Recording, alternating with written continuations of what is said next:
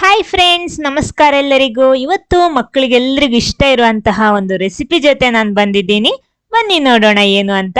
ಆಮೇಲೆ first time ಈ channel ನೋಡ್ತಿದ್ರೆ ಚಾನಲ್ ಸಬ್ಸ್ಕ್ರೈಬ್ ಮಾಡಿ ಸಪೋರ್ಟ್ ಮಾಡಿ, ಅದರ ಪಕ್ಕದಲ್ಲಿರುವ ಬೆಲ್ ಐಕನ್ ಪ್ರೆಸ್ ಮಾಡಿ, ಅದರಲ್ಲಿ ಬರುವ ಆಲ್ ಆಪ್ಷನ್ಗೂ ಕ್ಲಿಕ್ ಮಾಡಿ. ಹಾಗಿದ್ರೆ ಮಾತ್ರ ನಾನು ಹಾಕುವ ಹೊಸ ಹೊಸ ವಿಡಿಯೋಸ್ಗಳ ನೋಟಿಫಿಕೇಶನ್ ನಿಮಗೆ ಸಿಗುತ್ತೆ. ಮೊದಲು ನಾನಿಲ್ಲಿ 1.5 ಕಪ್ ಹಾಲು ಒಂದು ಪಾತ್ರೆಗೆ ಹಾಕ್ತಾ ಇದ್ದೀನಿ. 1 ಕಪ್ ಅಂದ್ರೆ ನಾನು 250 ml ಕಪ್ ಅಲ್ಲಿ ಮಾಡ್ತಾ ಇರೋದು. 1.5 ಕಪ್ ಹಾಲು ತಗೊಂಡಿದ್ದೀನಿ ನಾನು. ದಪ್ಪ ಹಾಲು ತಗೊಳ್ಳಿ. ಮೊದಲು ಗ್ಯಾಸ್ ಸ್ಟವ್ ಆನ್ ಮಾಡ್ಕೊಳ್ಳಿ. ಇನ್ನಿದು ಚೆನ್ನಾಗಿ ಕುದಿ ಬರಬೇಕು. ನೋಡಿ, ಈ ರೀತಿ ಮಿಕ್ಸ್ ಮಾಡ್ತಾ ಇರಿ. ನೋಡಿ, ಇವಾಗ ಚೆನ್ನಾಗಿ ಕುದಿ ಬರ್ತಾ ಇದೆ. ಇವಾಗ ನೋಡಿ ಚೆನ್ನಾಗಿ ಕುದಿ ಬಂದಿದೆ. ಇನ್ನೊಂದ್ಸಲ ಚೆನ್ನಾಗಿ ಮಿಕ್ಸ್ ಮಾಡ್ಕೊಳ್ಳಿ. ಆಮೇಲೆ ಇದಕ್ಕೆ ನಮ್ಗೆ ರುಚಿಗೆ ತಕ್ಕಷ್ಟು ಸಕ್ಕರೆ ಸೇರಿಸ್ಕೊಳ್ಳಿ. ನಾನಿಲ್ಲಿ ಒಂದು 3 ಟೇಬಲ್ ಸ್ಪೂನ್ ನಷ್ಟು ಹಾಕ್ತಾ ಇದ್ದೀನಿ. ನೀವು ಜಸ್ಟ್ ಟೇಸ್ಟ್ ನೋಡ್ಕೊಂಡು ನಿಮ್ಗೆ ಹೆಚ್ಚು ಕಡಿಮೆ ಮಾಡಬಹುದು. ನೆಕ್ಸ್ಟ್ ಇದಕ್ಕೆ ಬಾದಾಮ್ ಡ್ರಿಂಕ್ ಮಿಕ್ಸ್ ಹಾಕ್ತಾ ಇದ್ದೀನಿ. ಅಂದ್ರೆ MTR ಇಂದು ಬಾದಾಮ್ ಪೌಡರ್ ನಾನಿಲ್ಲಿ ತಗೊಂಡಿರೋದು 2 ಪ್ಯಾಕೆಟ್ ಹಾಕ್ತಾ ಇದ್ದೀನಿ. ಇದು ಒಂದು ಪ್ಯಾಕೆಟ್ 10 ಗ್ರಾಮ್ಸ್ ಇಂದು. ಸೊ ನಾನಿಲ್ಲಿ 2 ಪ್ಯಾಕೆಟ್, ನೋಡಿ ಇಲ್ಲಿ 10 ಗ್ರಾಮ್ಸ್ ಇಂದು. ಸೊ ಇಲ್ಲಿ 2 ಪ್ಯಾಕೆಟ್ ಹಾಕ್ತಾ ಇದ್ದೀನಿ. ಇಷ್ಟು ಹಾಲಿಗೆ ಅಷ್ಟು ಬೇಕಾಗುತ್ತೆ. ಇದೆರಡು ಹಾಕ್ಬಿಟ್ಟು ಚೆನ್ನಾಗಿ ಮಿಕ್ಸ್ ಮಾಡ್ಕೊಳ್ಳಿ.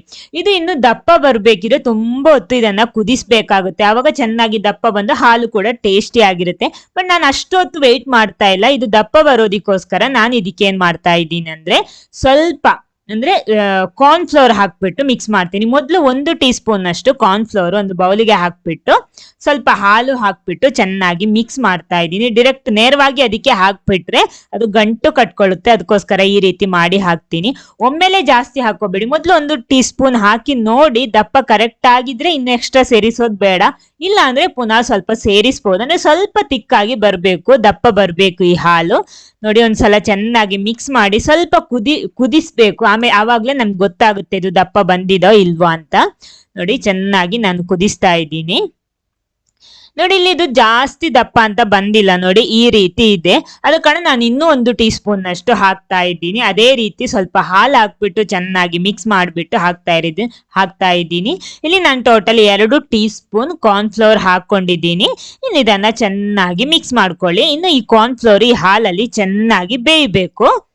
ಓಕೆ, ನೋಡಿ ಚೆನ್ನಾಗಿ ಕುದಿ ಬಂದು ಇದು ಬೇಯಬೇಕು. ಅದ ಕಾರಣ ಈ ರೀತಿ ಮಿಕ್ಸ್ ಮಾಡ್ತಾ ಇರಿ. ನೋಡಿ, ಸ್ವಲ್ಪ ಸ್ವಲ್ಪ ದಪ್ಪ ಆಗ್ತಾ ಬಂದಿದೆ. ನೋಡಿ, ನಮ್ಗೆ ಜಾಸ್ತಿ ದಪ್ಪ ಬೇಡ. ಜಾಸ್ತಿ ಹಾಕ್ಬಿಟ್ರೆ ನಮ್ಗೆ ಹಲ್ವಾ ತರ ಆಗ್ಬಹುದು. ಅಷ್ಟೆಲ್ಲ ಬೇಡ. ಜಸ್ಟ್ ಒಂದ್ ಸ್ವಲ್ಪ ಹಾಲು ದಪ್ಪ ಬಂದ್ರೆ ಸಾಕು. ನೋಡಿ, ಇವಾಗ ಆಗಿದೆ ಇದು. ಓಕೆ, ನಾನು ಫ್ಲೇಮ್ ಆಫ್ ಮಾಡ್ತಾ ಇದ್ದೀನಿ. ನೆಕ್ಸ್ಟ್ ಇದನ್ನ ನೋಡಿ, ನಮ್ಮ ನಾರ್ಮಲ್ ಎಲ್ಲರ ಮನೆಯಲ್ಲಿರುವಂತ ಒಂದು ಗ್ಲಾಸ್ ತಗೊಳ್ಳಿ. ಇಲ್ಲಾಂದ್ರೆ ಪೇಪರ್ ಗ್ಲಾಸ್ ಬೇಕಿದ್ರೆ ಅದ್ರಲ್ಲೂ ಹಾಕೋಬಹುದು. ಅದ್ರಲ್ಲಿ ಹಾಕ್ತಾ ಇದ್ದೀನಿ. ನೋಡಿ, ನಾನಿಲ್ಲಿ 4 ಗ್ಲಾಸ್ ಅಲ್ಲಿ ಹಾಕ್ತಾ ಇದ್ದೀನಿ. ಹಾಕ್ಬಿಟ್ಟು ನೋಡಿ, ಈ ರೀತಿಯ 4 ಸ್ಪೂನ್ ಇದ್ರೆ ಸಾಕು ನಮಗೆ. ನಮ್ಮ ಐಸ್ ಕ್ಯಾಂಡಿ ಸ್ಟಿಕ್ ಇದ್ರೆ ಅದನ್ನ ತಗೋಬಹುದು. ಇಲ್ಲ ಅಂದ್ರೆ ಎಲ್ಲರ ಮನೆಯಲ್ಲಿರುವಂತ ಸ್ಪೂನ್. ನೋಡಿ, ಇವಾಗ ಈ ರೀತಿ ಆರಿದ್ಮೇಲೆ ಒಂದು ಕ್ಲಿಂಗ್ ರ್ಯಾಪ್ ಇಂದ ಈ ರೀತಿ ಕವರ್ ಮಾಡ್ತಾ ಇದ್ದೀನಿ. ಯಾವ್ದಾದ್ರು ಕವರ್ ಮಾಡಿದ್ರೆ ಸಾಕು.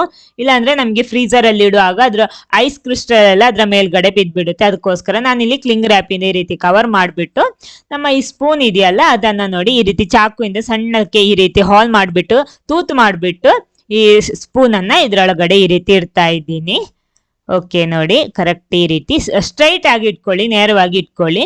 ಓಕೆ, ಇದೆಲ್ಲ ರೆಡಿ ಆಗಿದೆ. ನೆಕ್ಸ್ಟ್ ಇದನ್ನ ಫ್ರೀಜರ್ ಅಲ್ಲಿ ಇಡ್ಬೇಕು. ನೋಡಿ, ನಾನಿದು ಒಂದು ದಿನ ರಾತ್ರಿ ಇಡೀ ಇಟ್ಟಿದ್ದೀನಿ. ನೋಡಿ, ಇವಾಗ ಇದು ಸೆಟ್ ಆಗಿದೆ, ಗಟ್ಟಿ ಆಗಿದೆ. ಇನ್ನು ಸ್ವಲ್ಪ ಹೊತ್ತು ಹಾಗೆ ಬಿಟ್ಬಿಡಿ. ನೋಡಿ, ಇನ್ನು ನಮ್ಗೆ ಸುಲಭವಾಗಿ ಇದನ್ನ ತೆಗಿಬಹುದು. ನೋಡಿ, ಒಂದ್ ವೇಳೆ ಬಂದಿಲ್ಲ ಅಂದ್ರೆ ಒಂದು ಚಾಕು ಉಪಯೋಗಿಸಿ ಸೈಡ್ ಅಲ್ಲಿ ಸ್ವಲ್ಪ ಈ ರೀತಿ ಒತ್ತಿ ಬಿಟ್ರೆ ಕರೆಕ್ಟ್ ಬರುತ್ತೆ. ನೋಡಿ, ನಮ್ಮ ಬಾದಾಮ್ ಕುಲ್ಫಿ ಇಲ್ಲಿ ರೆಡಿ ಆಗಿದೆ. ನೋಡಿ, ಈ ರೀತಿ ಇರುತ್ತೆ. ಇದು ಮನೆಯಲ್ಲಿ ನಮಗೆ ಮಕ್ಕಳಿಗೆ ಸುಲಭವಾಗಿ ಮಾಡಿ ಕೊಡ್ಬಹುದು. ತುಂಬಾ ಟೇಸ್ಟಿ ಆಗಿರುತ್ತೆ. ಇದು ಎಲ್ರಿಗೂ ಇಷ್ಟ ಆಗಿರ್ಬೋದು ಈ ವಿಡಿಯೋ ಅಂತ ಅನ್ಕೋತೀನಿ. ಇಷ್ಟ ಆದ್ರೆ ಖಂಡಿತ ಲೈಕ್ ಮಾಡಿ, ಎಲ್ಲರ ಜೊತೆ ಶೇರ್ ಮಾಡಿ. Okay, thank you.